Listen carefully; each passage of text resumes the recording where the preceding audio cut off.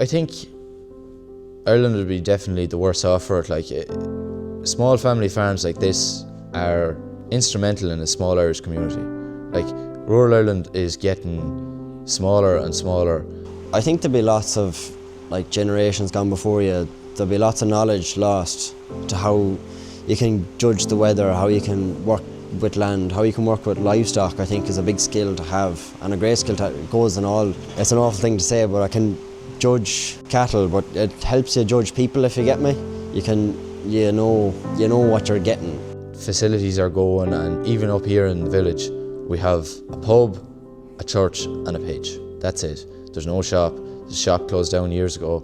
There's no post office. We used to have a post office.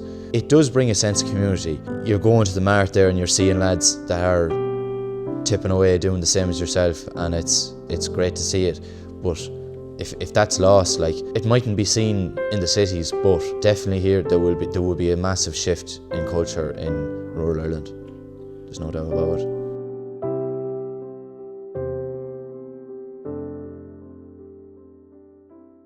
Coming down here to watch my father and my grandfather put in bales when I was a child, they were doing it with a 135, and the bale was that heavy. The big tractor wasn't working at the time, and the 135 was that light. One of them had to stand on top of the bonnet of the 135 for it to be able to lift it in. That was probably my first memory of coming down here to the farmyard. Suppose it would be going down, we land down a lane over the road, and we had no massive Ferguson tractor at the time. I remember banging my head off the window, going down the lane. It's a rough bit of a lane, so I think that was the first big memory. It was probably my grandfather. Mum and Dad worked full time when I was in primary school, and he would have brought me up to the school in the morning and picked me up at 3 o'clock in the evening, and we'd go down and do a few little jobs, and as he used to say himself, between the two of us we'd do the job of a fit, healthy man. I suppose my dad and Mum's side of the family, a big farming family as well. My granddad milked cows up there, and I had an uncle with sucklers and sheep, and I had sheep for 10 years as well, so that kind of got me into that side of it. And I think it was just coming from a farming family at the background, it all kind of got me in. We have cows calving at the minute, and they can be quite difficult. You're getting up every morning early before you go to work, checking on them, and there might be 9 times out of 10 you'll come down and there'll be absolutely nothing happening.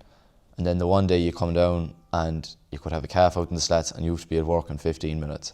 Try and suss that one out, like, you know, there's hard points like that where it's what do you do, where do you go, you just have to get through it and, you know, keep moving. I suppose the hardest part would be losing an animal is always a hard part. You always mask it off and you put on a brave face, you pass no heed, but no one likes losing any animals or sick animals. And like there today, there was a cow down, and you wonder like what could I have done to prevent it. There's nothing you could do, but there's still, you try your best, like get the vet out and give her injections into the vein to try and make them quick acting and fast, and just hope she's perks up and comes with it. Like that's probably the hardest part, along with the late nights, like the middle of calving season now, where there's not much sleeping done. There's 3 or 4 hours sleep if you're lucky, like, but that's only, it's seasonal, like.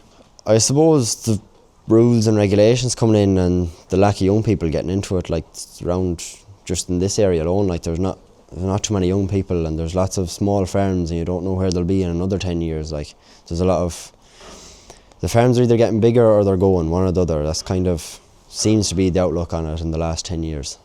It's a hard game to get into, you know.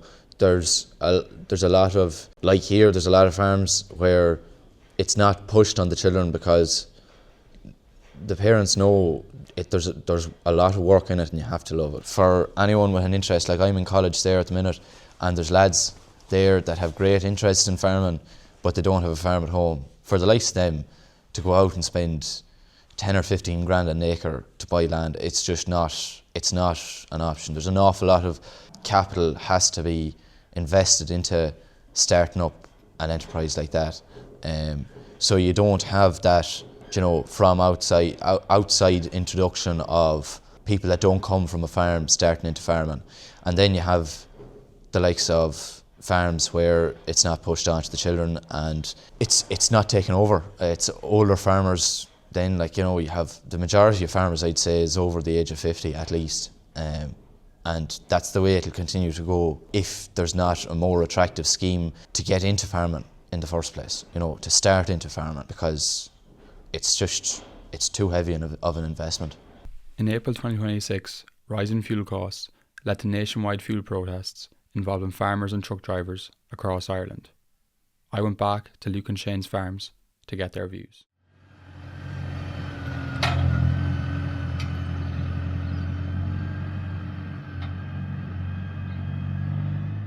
So we'd have a bulk tank here, and we've had our own supply of diesel, thankfully, and it's been bought at the cheaper price back around January time when diesel was 90 cent a litre.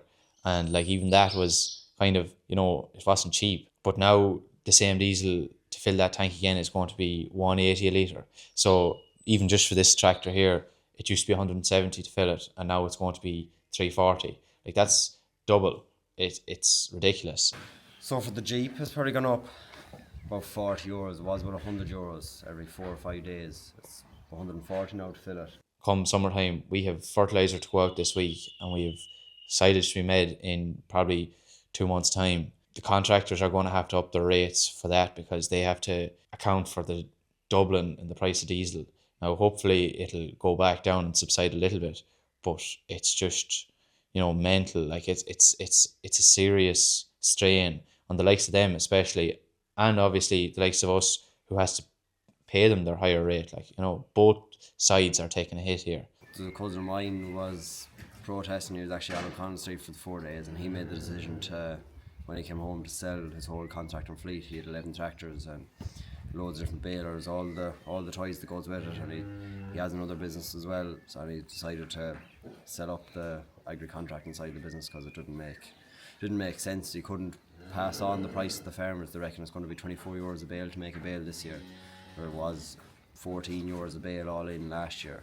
So it's a big jump that the cost will have to be pushed on to the farmers. They can't afford that much of an increase.